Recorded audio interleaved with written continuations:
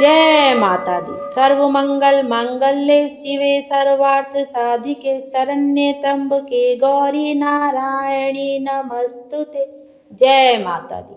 मैं हूँ ज्योति और आपका अपने चैनल शुभ कथा में स्वागत है। आइए आज के वीडियो में हम माँ महाकाली की व्रत कथा का श्रवण करेंगे। गुप्त नवरात्रि के पहले दिन माँ काली की पूजा आराधना की जाती है।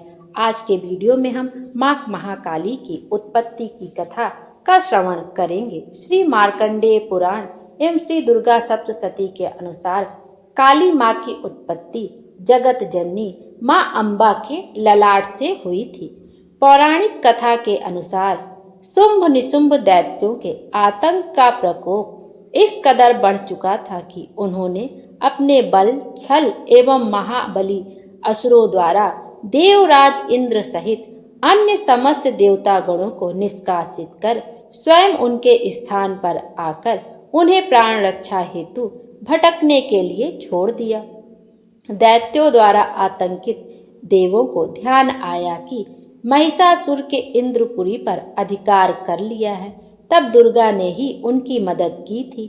तब वे सभी माँ दुर्गा का आवाहन करने लगे।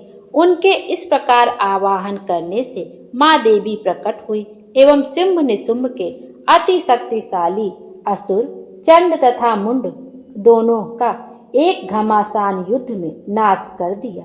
चंड मुंड के इस प्रकार मारे जाने एवं अपनी बहुत सारी सेना का संहार हो जाने पर दैत्यराज शुंभ ने अत्यधिक क्रोधित होकर अपनी संपूर्ण सेना को युद्ध में जाने की आज्ञा दी तथा कहा कि आज 86 उदायुध नामक दैत्य सेनापति एवं कंबु दैत्य के 84 सेना नायक अपनी वाहिनी से घिरे युद्ध के लिए प्रस्थान करें। कोटि वीर्य कुल के 50, धौम कुल के 100 असुर सेनापति मेरे आदेश पर सेना एवं कालक, दौहर्द, मौर्य व काल के असुरों सहित युद्ध के लिए कूच करें। अत्यंत क्रूर दुष्टाचारी असुर राज शुंभ अपने साथ सहस्त्र असुरों वाली महासेना लेकर चल पड़ा। उसकी भयानक दैत्य सेना को युद्ध स्थल में आता देखकर देवी ने अपने धनुष से ऐसी टंकार दी कि उसकी आवाज से आकाश व समस्त पृथ्वी गूंज उठी। पहाड़ों में दरारें पड़ गई। देवी के सिन्न ने भी दहाड़ना प्रारंभ किया। फिर जगदम्बिका ने घंटे के स्वर से उस आवाज को दुगना बढ़ा दिया। धनुष, सिन्न एवं घंटे की ध्वनि से समस्त दिशाएं गूंज उठी। भयंकर नाद को सुनकर असुर सेना ने देवी के सिन्न को और माँ काली को चारों ओर से घेर लिया। तदंतर असुरों के संहार एवं देवगणों के कष्ट निवारण हेतु परम पिता ब्रह्मा जी, विष्णु, महेश, कार्तिकेय इंद्रादि देवों की शक्तियों ने रूप धारण कर लिए एवं समस्त देवों के शरीर से अनंत शक्तियां निकलकर अपने पराक्रम एवं बल के साथ माँ दुर्गा के पास पहुंची।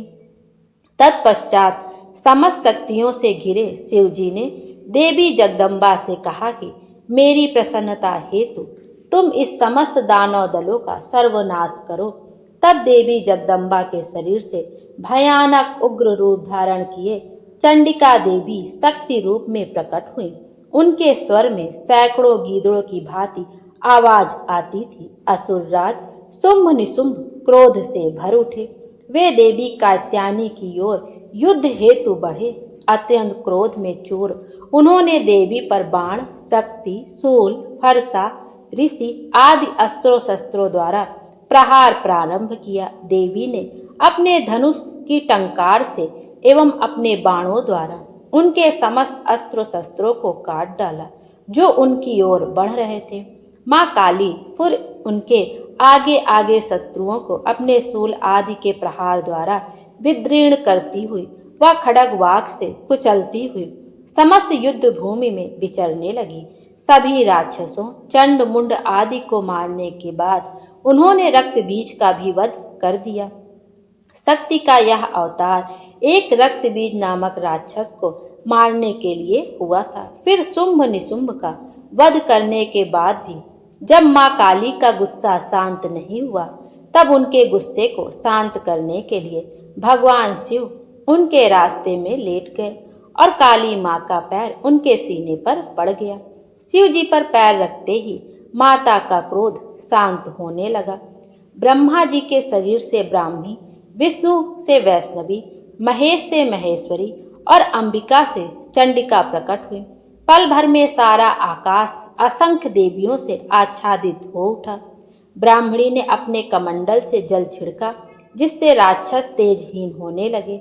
वैष्णवी अपने चक्र, महेश्वरी अपने त्रिशूल से, इंद्राणी वज्र से और सभी देवियां अपने अपने आयुधों से आक्रमण कर रही थी। राक्षस सेना भागने लगी।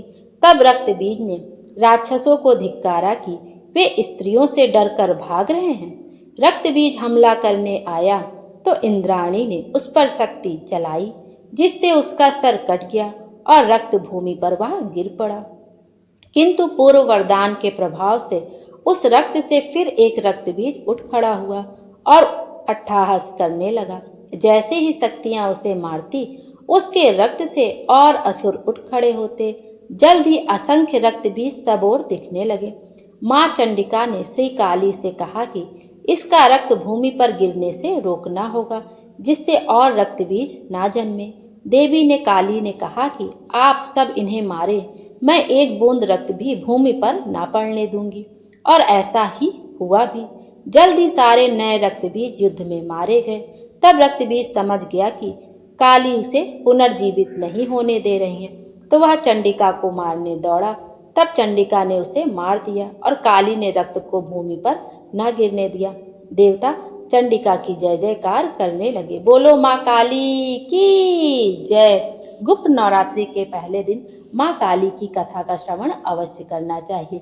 माँ काली की पूजा अर्चना करके हमें कथा का श्रवण करने से हमारी सभी मनोकामना पूर्ण होती है और जीवन में सुख, खुशियाँ और समृद्धि आती है।